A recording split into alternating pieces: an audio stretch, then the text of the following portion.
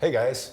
So today I'm here with Doug Warner of Warner Healing Guidance here in the Tampa Bay area. And Doug is a yoga instructor that works with people on all kinds of imbalances, physical, mental, emotional, and using the yoga practice as a healing mechanism to help bring people back into balance. But as we get started here, Doug, I'd love for you to share just a little bit about yourself and your approach.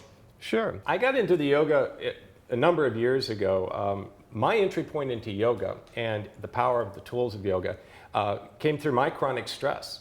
I was at a point in life where I was juggling jobs and life and family and what have you, and chronic stress was about ready to do me in.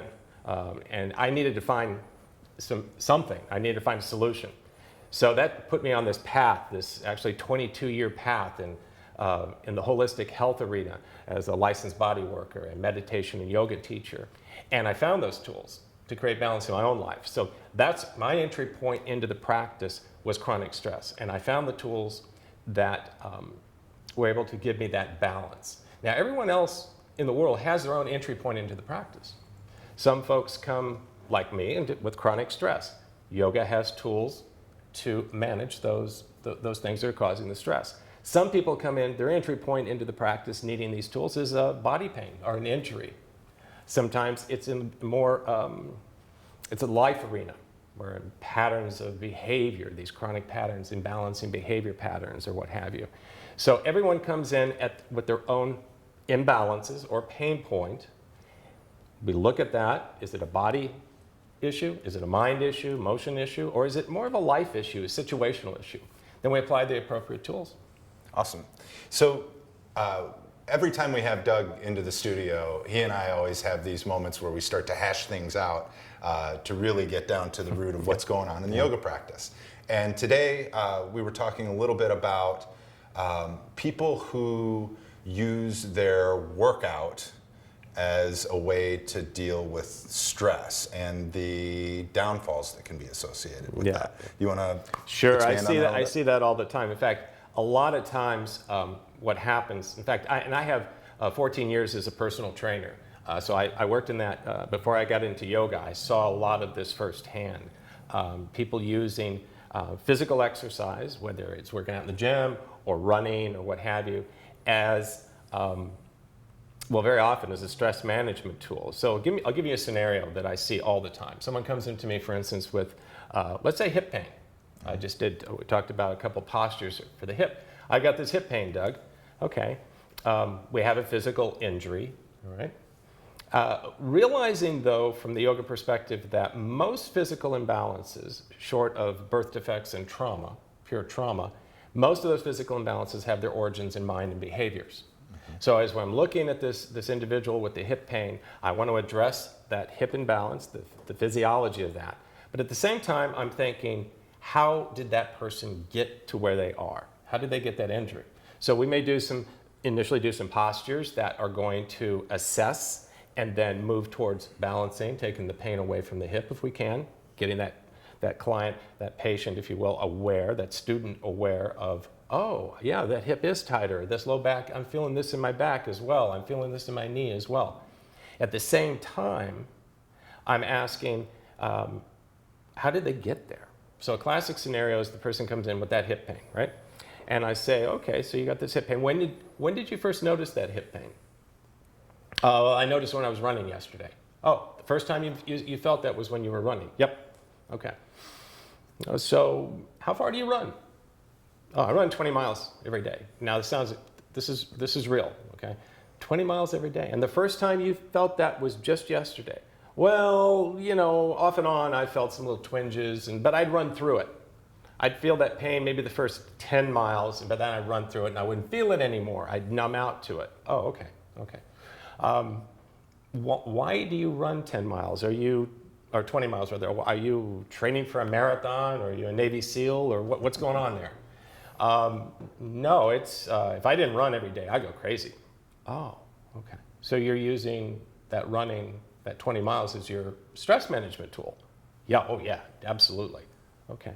So you run and you don't feel the stress. So the stress goes up, what happens? Well, I run. Stress goes up, I run some more. Stress goes up, I run some more, and you see what happens here. It becomes an arms race.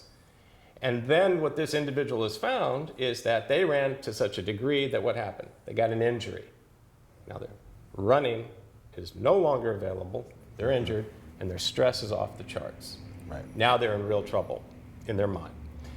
So at that point, I realized, yes, we need to address that hip, the back, possibly that might have gotten involved there as well, but we also need to give this individual some other stress healing tools. This is things are using breath work, various meditation postures, etc. Some of the bigger toolbox tools of yoga. Yeah, learning to back off. Learning to back off, learning to be what we call edge aware, body sensitive. Edge is learning to honor pain. When I start, like this person was saying, is, oh yeah, about 10 miles I'd feel that pain, but I'd run through it. Well, that means that they were ignoring their body's signal. Pain is our signal that injury is imminent or it's already happening. Mm-hmm. They're ignoring that signal because their overriding reward is, they feel, is that stress management. So at that 10-mile mark, what's happening? Probably some chemical things are happening in the body at that point. Many of you all, I know you are from your athletic background, that endorphin rush, I'm getting those endorphins. Well, we have these chemicals that the body produces to mask pain. That's part of our survival mechanism. If you're being attacked by a grizzly bear or a saber-toothed tiger, you want to be able to survive, and you don't want to be debilitated by pain, so the body produces these feel-good chemicals to mask the pain temporarily so we can survive, so we can get out of that situation. Well, what happens then is we start to misapply, we call that endorphin rush, those endorphins, some of those chemicals. We use them as, oh, that's the go signal. I can go further. I'm in pain, but now I'm starting to feel good. I can push myself further. This is where injury then very often happens.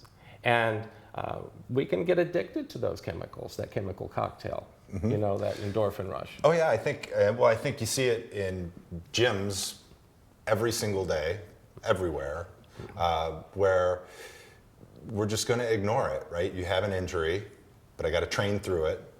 And if you're younger and you got a lot of other good chemicals going on with it, your testosterone levels are high and everything's working for you, you can do that, but through time, eventually, it's going to catch up to you. I mean, I probably spend as much time in my yoga practice working out old injuries as I do probably anything else, working out scar tissue that I have from, where you pull a hamstring, but I'm going to keep on deadlifting anyway. Right. I pull a hamstring, but I'm going to keep on squatting anyway. Instead of taking that time, healing, bringing yourself back into balance so that we're not just, perpetuating those imbalances that we have on, making them worse to the point that then we have even a catastrophic injury. Right.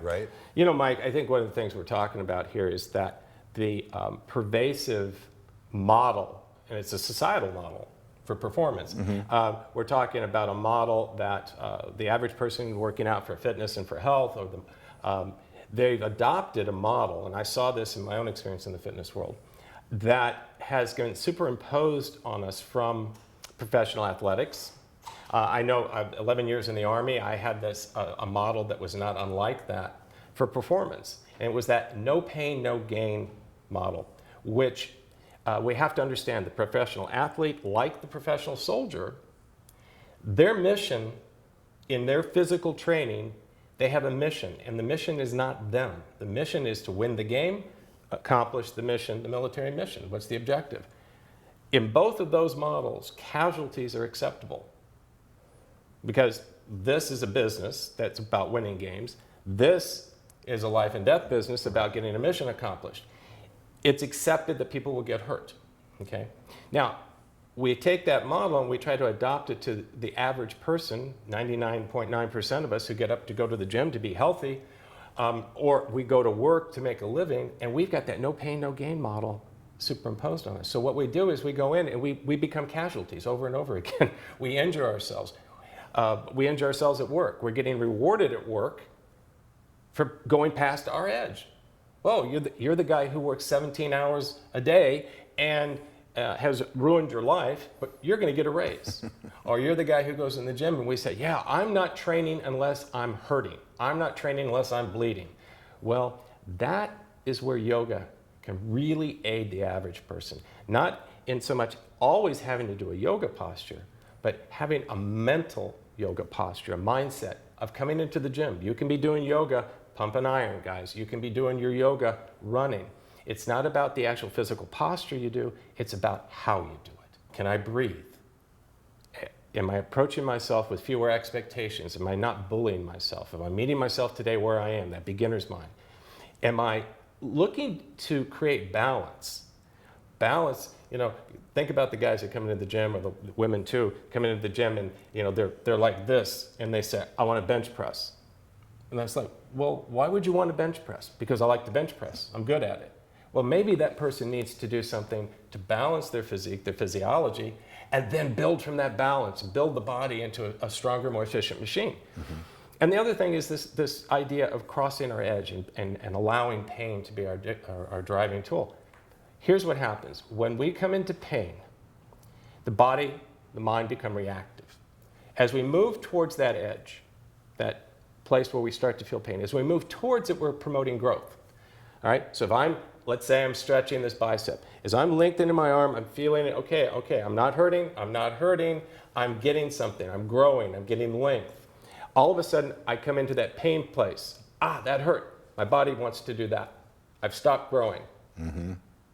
I've stopped growing. So as you're actually not only physically hurting yourself, you're retarding your physical growth, whether you're trying to strengthen or lengthen or endurance, you're retarding the growth by coming into pain. So if we learn to back off, we're actually going to be hurt less often, and you've had a lot of experience with that. Yep. And we're going to be actually making the progress physically and mentally that we're looking for. Oh yeah, I mean, when I think back to how I used to train in my 20s and now that I'm in my 40s and how I train now, it's interesting. I took a long time away from the weight room and have been back in it now for probably 5 or 6 months, and taking the mindfulness into the weight room in a way that I didn't have even when I was, when I was younger. It feels like my workouts are, 10 times stronger. And they're much more effective too, because when I hit that point of not even pain, but like where I can feel that strain coming on, right? Mm-hmm. Like it's just that your body's it's speaking that body to sensitivity you're learning. You've learned that body sensitivity. Yeah. Just stop. That's stop. huge. That's it. So they're not going further into that. Now I'm injured. Now it's time away, and then you get into that whole rehab cycle of what you have to do. And we get that mindset is that, if I'm wimping out if I don't work through the pain. I'm wimping out. That hurts. It's supposed to hurt. No, it's not supposed to hurt. Pain is your body's way it's telling you injury is imminent or it's already happening. If you ignore it, it's just not real bright. Mm-hmm. And if you just, it's not, I'm going to say, it doesn't mean you're stupid people. It means you're not aware of how the body works. You're not aware, and this goes with the mind as well. Do we push ourselves past our edge, our mental edge? Do we, where I'm over the edge. We have that expression in our language. I'm over the edge. That creates reactiveness. We're no longer as effective as we can be. If I can honor that and say, I'm going to back off a little bit. I'm going to take a break from this conversation. Mm-hmm. I'm going to take a break from this situation and not cross my edge, not be reactive. I'm doing the same thing in the gym with my body. I'm learning to read the signals that I'm being given. That's me being reactive. That's that muscle starting to tense up and fight me. And then I can back off, and I'm going to live to lift another day. I'm going to live to yoga another day. I'm going to live to have a relationship another day. And I think that's where you get to pull everything full circle when you talk about dealing with your clients, that whatever they've got going on physically is usually a result of, it all starts mentally. How are we in terms treating of the approach. ourselves? Yeah, how right. are we, is it because I'm sitting in that desk 20 hours a day? Is it because I'm over-exercising? Is it because I'm doing something that's affecting my body and I'm not aware? I'm not, that sensitivity you talked about, you've learned that sensitivity in the gym. I can feel it. I'm not, then I honor it. One of the biggest things that we have as an obstacle, I think, both maybe it's society driven, is honoring and accepting and honoring the fact that we need to back off. Because backing off sounds like quitting. And backing off is not quitting when you're creating pain. Backing off is that discretion is the better part of valor here. is I am honoring that because I want to stay effective. I want to be effective. These are going to make us more effective, these practices. It's not about babying yourself. It's about, in yoga, we call it skill in action. Skill in action is being that, as best we can, that balanced individual, that aware individual who's keeping themselves in the game of life at peak performance consistently. I think that's the point. That's why we do this whole thing. It's Absolutely. How effective are you if you are so stressed out that at the end of the workday, the first thing you want to do is hit the bar and hit the bottle and then start it all over again, that you're just so caught up in everything else that you don't take the time to say, just like you said, just shut it down mentally. Yep. One of my first yoga teachers used to talk about that in terms of bandwidth.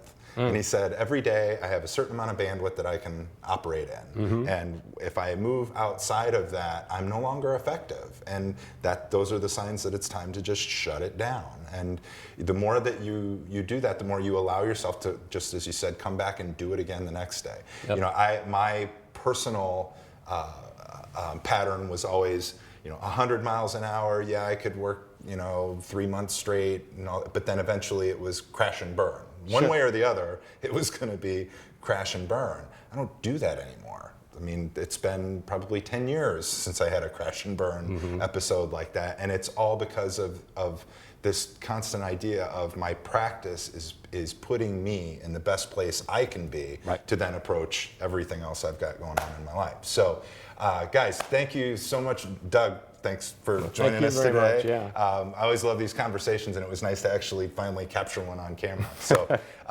guys, I know that a lot of us out there are involved in various forms of movement, so I hope you can take some of the information that Doug and I put out there today and incorporate it into your training and your practice. Thank you so much. We'll see you next time. Namaste. Namaste. Thanks.